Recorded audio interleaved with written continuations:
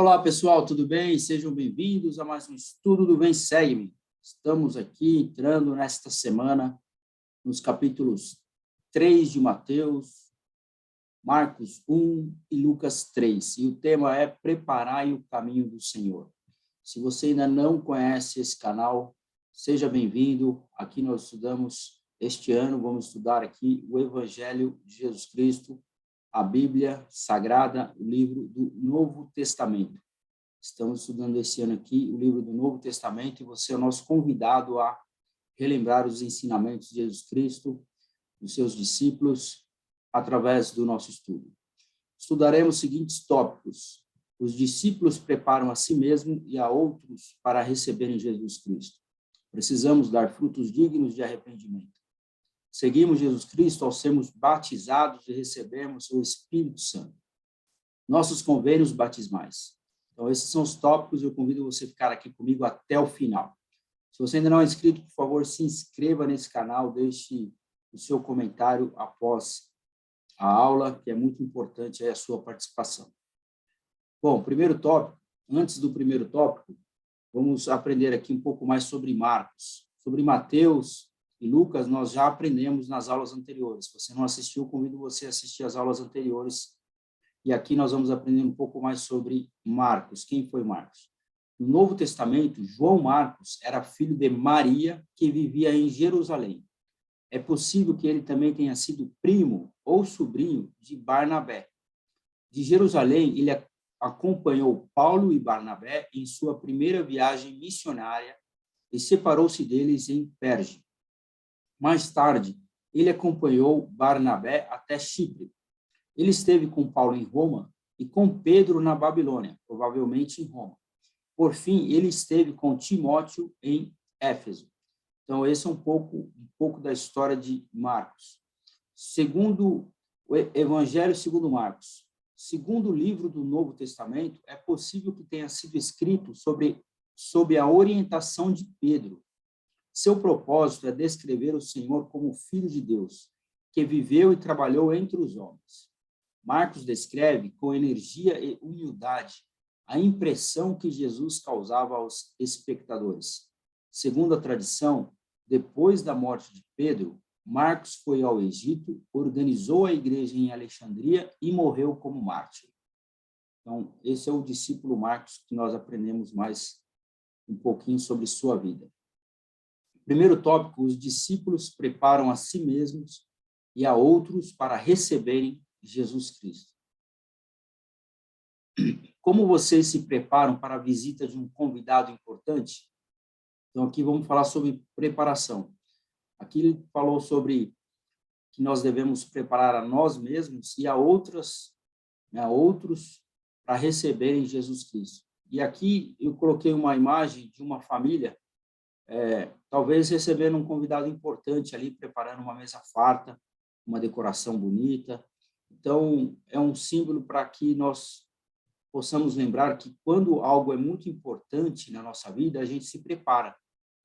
Quando você vai receber uma visita na sua casa, você vai limpar a sua casa, vai deixar a sua casa em ordem, vai deixar ela limpa, bonita, organizada, bem decorada e vai preparar o alimento com muito carinho ali, o melhor alimento ali que você pode oferecer para que aquela visita tenha bons momentos ali na sua casa e que tenha o desejo de ali voltar.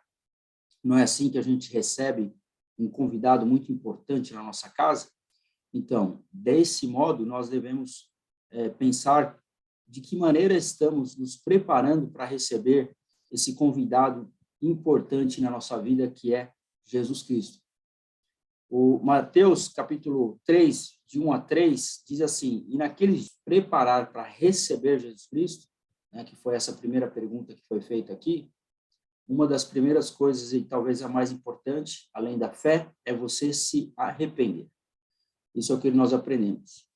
Continuando, versículo 4 a 6. E esse João tinha as suas vestes de pelos de camelo e um cinto de couro em torno dos seus lombos, e alimentava-se de gafanhotos e mel silvestre. Então iam ter com ele em Jerusalém e toda a Judéia e toda a província adjacente ao Jordão. E eram por ele batizados no Rio Jordão.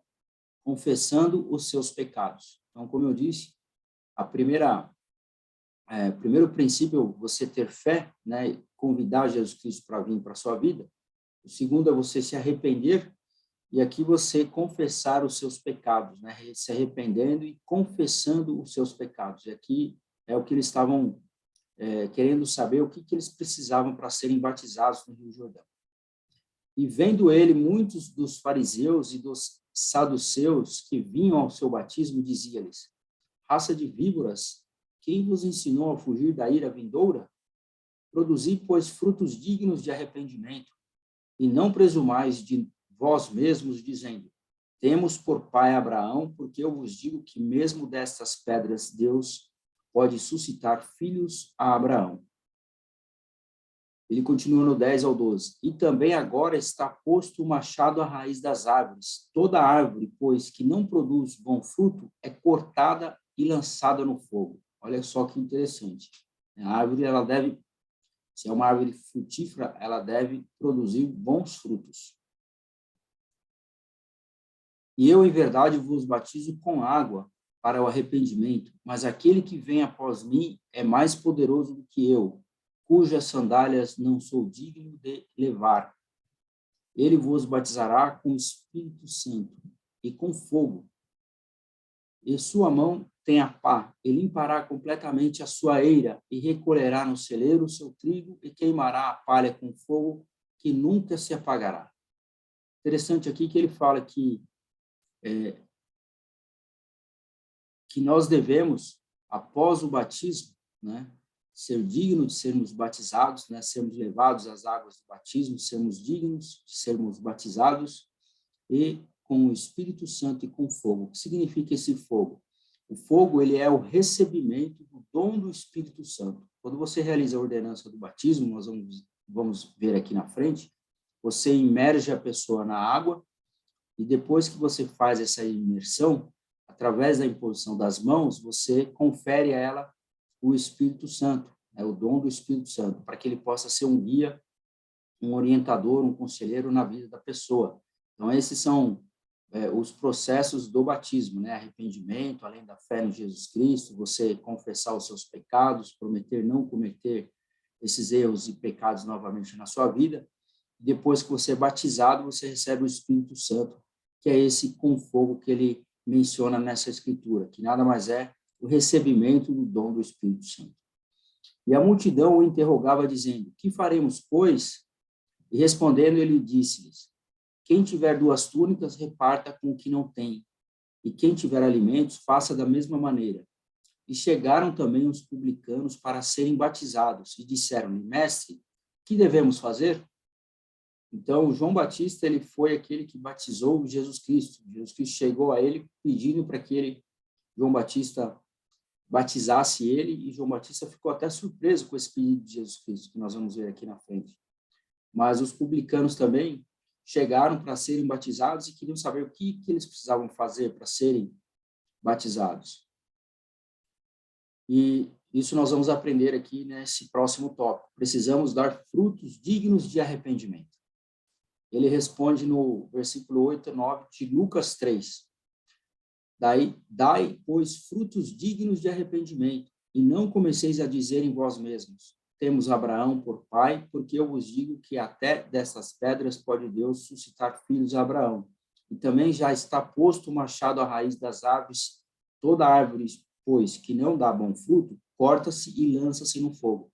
Então, você vê que são os mesmos versículos que você leu em Mateus 3, nós estamos lendo aqui em Lucas 3. Então, eles têm essa passagem aqui em comum das Escrituras. Continuando, e chegaram também os publicanos para serem batizados, né? Novamente aqui, ele repete a Escritura em Mateus, e disseram-lhe: mestre, que devemos fazer? E eles dizem: não peçais mais do que o que vos está ordenado. E uns soldados o interrogaram também, dizendo: e nós que faremos? E ele lhes disse: não trateis mal, nem defraudeis ninguém, e contentai-vos com o vosso soldo. Então, aqui, aconselhando, né, aconselhamento daqueles que vinham para serem batizados. Moroni, já aqui no livro, nas escrituras modernas, a gente aprende aqui em Moroni 6, no livro de Mormon, versículo de 1 a 3, o que ele fala sobre o batismo. Ele fala assim: e agora falo a respeito do batismo. Eis que eram batizados élderes, sacerdotes e mestres, e não eram batizados a menos que seus frutos mostrassem serem eles dignos do batismo. Nem recebiam pessoa alguma para o batismo, a menos que se apresentassem com o coração quebrantado e um espírito contrito, e testificasse à igreja que verdadeiramente se havia arrependido de todos os seus pecados.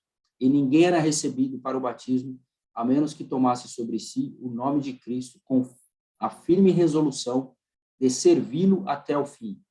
Olha só quanto conteúdo, né, possui essa escritura para aquele que quer ser batizado e o que precisa para ser batizado.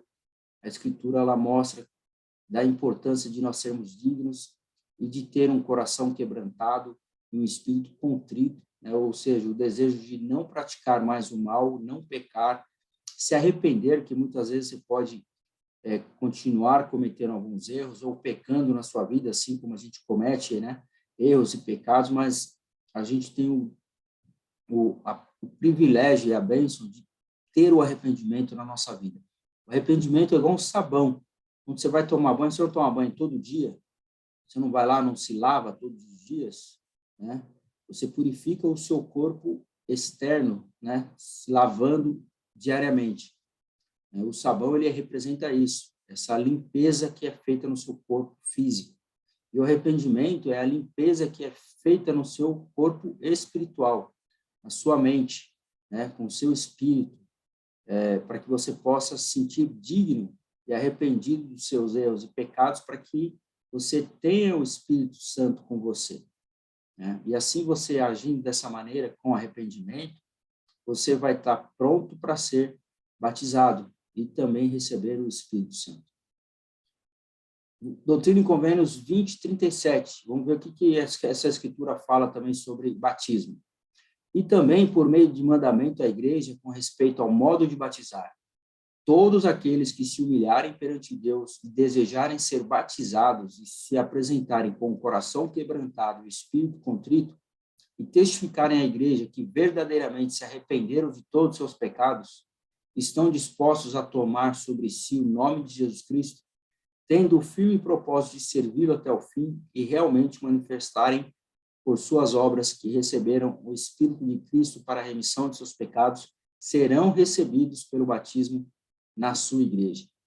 Então, aqui a gente percebe que você precisa ter o entendimento de que para você ser batizado, você precisa apresentar um coração quebrantado, um espírito contrito, né, demonstrando arrependimento dos seus pecados. Então, uma criança, até os 8 anos de idade, ela é pura, ela não tem pecado. Você pega uma criança de 4 anos, 3 anos, 2 anos, 1 ano, ela não tem pecado nenhum. Então, a partir dos 8 anos, quando uma criança ela já começa a discernir o que é certo, o que é errado, ela já começa a ter a capacidade de se arrepender quando fizer algo errado, aí sim ela está pronta para ser batizada com essa idade de 8 anos para cima. Então, aqueles que ainda não foram batizados e possuem uma idade já de jovem, um adulto, que possam fazer isso. Isso é o convite que Jesus Cristo faz a cada um de nós. Próximo tópico, seguimos Jesus Cristo ao sermos batizados e recebermos o Espírito Santo. Então, como eu estava dizendo sobre o batismo, a gente vai continuar aqui aprendendo.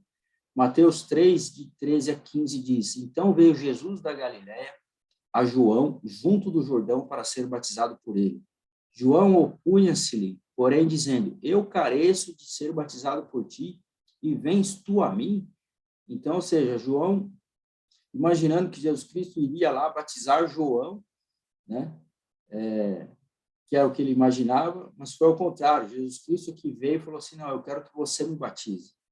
E para realizar essa ordenança é necessário ter o sacerdócio. Então, todos os possuidores do sacerdócio, no ofício de sacerdote ou um elder na Igreja de Jesus Cristo, pode realizar essa ordenança do batismo, assim como João Batista o fez. E Jesus, porém, respondendo, disse: Deixa por agora, porque assim nos convém cumprir toda a justiça. Então, ele o permitiu. Então, ele permitiu que João realizasse essa ordenança do batismo, aí, batizando Jesus Cristo no Rio Jordão. E vamos ver o que aconteceu após o batismo. E sendo Jesus batizado, saiu logo da água, e eis que lhes abriram os céus, e viu o Espírito de Deus descendo como pomba e vindo sobre ele. Então, o Espírito Santo aí se manifestando em forma de pomba. E eis que uma voz do céu dizia: este é o meu filho amado, em quem me comprazo. Nada mais é do que a voz de Deus se manifestando no momento da ordenança do batismo de Jesus Cristo. Olha só como essa escritura é muito bonita. Próximo tópico, nossos convênios batismais. Quando nós somos batizados, nós fazemos convênios, né? O que são convênios? Quando você aluga uma casa, você realiza um contrato entre o locador e o locatário, com alguns termos que precisam ser cumpridos, né? Pagar aluguel em dia, você vai pagar o IPTU, o condomínio, o valor de cada coisa, o tempo do contrato. Então, isso tudo são contratos que são realizados no mundo que nós vivemos. E com Deus não é diferente. Quando você é batizado, você faz convênios com Deus. Não são contratos, mas são convênios. Então, você promete fazer a sua parte e Deus vai fazer a parte dele. Então, é um convênio que você realiza com Deus. Então, cada um faz a sua parte, mas precisa ser feito. É aquela escritura: eu estou obrigado quando fazeis o que eu digo, mas quando não fazeis, não tendes promessa alguma. Né? Doutrina e Convênios 82:10. Então, nós precisamos cumprir a nossa parte para que Deus faça a parte dele. Isso é chamado de convênio. E é sobre isso que o elder David Abedner ele ensinou. O convênio batismal inclui 3 compromissos fundamentais. Primeiro, estar disposto a tomar sobre nós o nome de Jesus Cristo. Segundo, lembrar-nos sempre dele. Terceiro, guardar seus mandamentos. A bênção prometida ao honrarmos esse convênio é a de que teremos sempre conosco o seu Espírito. Assim, o batismo é a preparação essencial para receber a oportunidade autorizada de ter a companhia constante do terceiro membro da Trindade. Então, quando nós honramos o convênio do batismo, nós temos a bênção de ter o Espírito Santo conosco, em preparação para que nós possamos um dia voltar à presença de Deus. Bom, eu convido você a assistir aqui a próxima aula na semana que vem. Vamos entrar no capítulo 4 de Mateus, no capítulo 4 e 5 de Lucas, e o tema será: o Espírito do Senhor está sobre mim. Estudaremos os seguintes tópicos: o Pai Celestial nos deu o poder e os meios para resistir à tentação. Jesus Cristo é o Messias que foi profetizado. Seguir a Cristo significa abrir mão de nossa vontade e aceitar a dele. E tipos de tentação. Bom, muito obrigado a todos. Eu convido você a compartilhar essa aula. Deixe aqui o seu comentário. Conte-me para mim quando você foi batizado na igreja e o seu testemunho desta ordenança na sua vida. Eu presto testemunho para vocês de que essa ordenança realmente mudou a minha vida e fez com que eu me tornasse uma pessoa melhor, fez com que eu me arrependesse dos meus pecados e procurasse, através desse convênio, seguir os mandamentos de Deus e ter sempre comigo a companhia do Espírito para que possa sempre, né, estar me orientando e me abençoando. Então, eu compartilho esse meu testemunho, sou muito grato por isso, por essa ordenança que foi realizada na minha vida, e eu convido você também a fazer o mesmo na sua, se você ainda não foi batizado. Muito obrigado mais uma vez, eu fico por aqui e até a próxima semana.